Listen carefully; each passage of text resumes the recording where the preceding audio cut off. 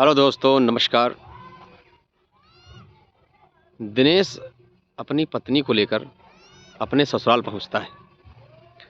ससुराल पहुंचने के बाद जब दिनेश की सास कौशल्या देवी देखती है तो बहुत खुश हो जाती है कि चलो मेरा दामाद और मेरा बेटी आ गई है।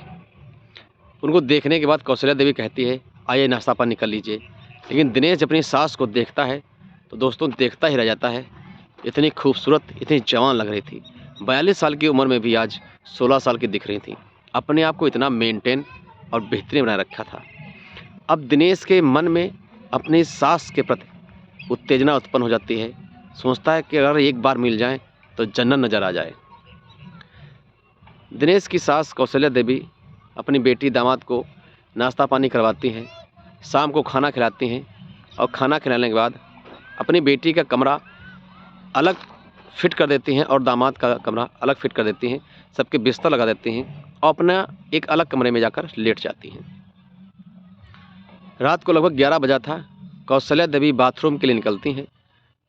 जब बाथरूम के लिए निकलती हैं तो देखती हैं कि दिनेश के कमरे से कुछ अजीबोगरीब आवाज़ आ रही थी। तो सोचती हैं शायद वो फिल्म देख रहा होगा। जब कमरे के करीब जाती हैं और खिड़की खुला हुई थी, लाइट भी जल रही थी, तो वहाँ जाकर देखती हैं कि दिनेश अपने हथियार के साथ कुछ अजीबोगरीब हरकतें कर रहा है और मोबाइल में पिक्चर देख रहा है। अब उसका दिनेश का इतना लंबा चौड़ा हथियार देखकर उनकी सास कौशल्या देवी चौकन्नी रह जाती हैं और चुपचाप दबे पाँव अपने कमरे में आकर लेट जाती हैं। कुछ देर तो सोचती रहती हैं कि आज के 3 साल पहले अगर हमारे पति जिंदा होते तो आज मैं भी एंजॉय कर रही होती। अब दिनेश का हथियार उनके दिमाग में ऐसे घूम रहा था मानो कोई चक्री हो। अपने आप को बर्दाश्त नहीं कर पा रही थी तो चुपचाप दबे पाँव निकली और दिनेश के कमरे में जाकर घुस जाती है। दिनेश जब अपनी सास को देखता है तो एकदम चौकन्ना हो जाता है। अरे आप यहाँ कैसे? और वो जाकर दिनेश को एकदम चिपक जाती हैं और गंदी गंदी हरकतें करने लगती हैं। दिनेश भी समझ जाता है कि सास को क्या चाहिए। फिर दोनों एक दूसरे में इतना जोर विलीन हो जाते हैं और खुल के संबंध बनाना शुरू कर देते हैं। आज कौशल्या को 3 साल बाद इतना ज़बरदस्त मजबूत आदमी मिला था जिसको पाने के बाद उनकी चरम सीमा को पहुंच जाती हैं और खुल के 2 घंटे तक लगभग शारीरिक संबंध बनाते हैं। दोनों इस कदर से संबंध बना रहे थे, पूरे कमरे में आवाज़ें ही गूंज रही थी। संबंध बनाते बनाते कुछ ऐसी घटना घट जाती है जिसको सुनने के बाद आपके पैरों तले दोस्तों ज़मीन खिसक जाएगी और सोचने पे सबको मजबूर कर देगी। क्या ऐसा भी हो सकता है? बने रहे मेरे साथ इस कहानी के अंत तक। आदाब, नमस्कार, सत श्री अकाल। मैं पंकज शुक्ला आपके लिए लेकर आया हूँ ये बेहतरीन क्राइम स्टोरी। ये स्टोरी हरियाणा की है। हरियाणा में एक छोटा परिवार रहता था जिसमें कौशल्या देवी, उनकी बेटी जिसकी उम्र भी 18 साल थी, और उनका पति। सब लोग अपना जीवन आराम से व्यतीत कर रहे थे। लगभग 2 महीने बाद पति को कैंसर हो जाता है और पति की मृत्यु हो जाती है। अब माँ बेटी अपना जीवन किसी तरह गुजार रही थी। बेटी जिस स्कूल में पढ़ रही थी दोस्तों, उसी स्कूल में एक लड़का दिनेश नाम का था। दोनों एक ही क्लास में थे। दोनों से दोस्ती हो जाती है और दोस्ती होने के बाद बात यहाँ तक पहुँच जाती है कि दोनों एक दूसरे से गहरा प्रेम करना शुरू कर देते हैं। अब दिनेश किरण से कहता है कि देखो, मैं तुमसे बहुत प्यार करता हूँ और मैं तुमसे ही शादी करूँगा, इसलिए मैं अपने घर पर जाकर तुम्हारे लिए बात करता हूँ। किरण अपनी माँ कौशल्या से जाकर बात करती है। दोनों परिवार दोस्तों राजी हो जाते हैं। राजी होने के बाद दोनों की धूमधाम से शादी हो जाती है और शादी होने के बाद एंजॉय करने लगते हैं। लगभग इसी प्रकार से 6 महीने गुजर जाते हैं।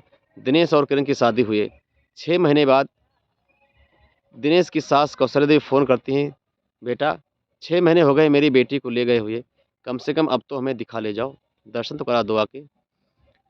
दिनेश अपनी पत्नी किरण को लेकर के अपनी सास के वहाँ हरियाणा पहुँच जाता है।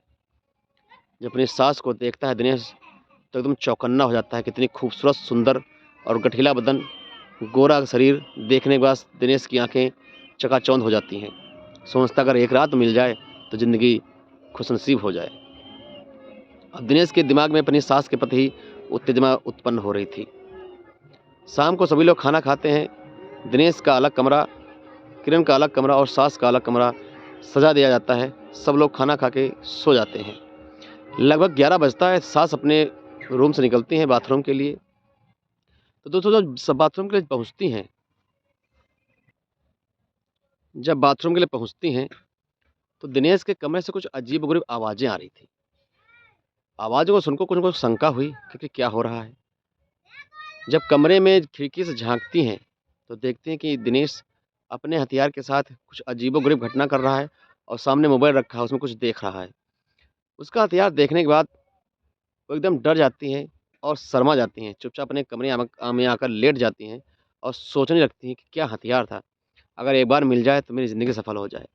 कुछ देर ऐसे सोचते रहते हैं, फिर उनके अंदर एक उत्तेजना उत्पन्न हो जाती है और फिर अपने आप को रोक नहीं पाती हैं और चुपचाप दौड़ी-दौड़ी जाती हैं और दिनेश के कमरे में घुस जाती हैं। और दिनेश के कमरे में घुसने के बाद दोस्तों जाके चिपक जाती हैं, कहती बस अब मुझे बर्दाश्त नहीं हो रहा है, अब तुम मुझे अपनी आगोश में ले लो, बहुत कुछ हो चुका है।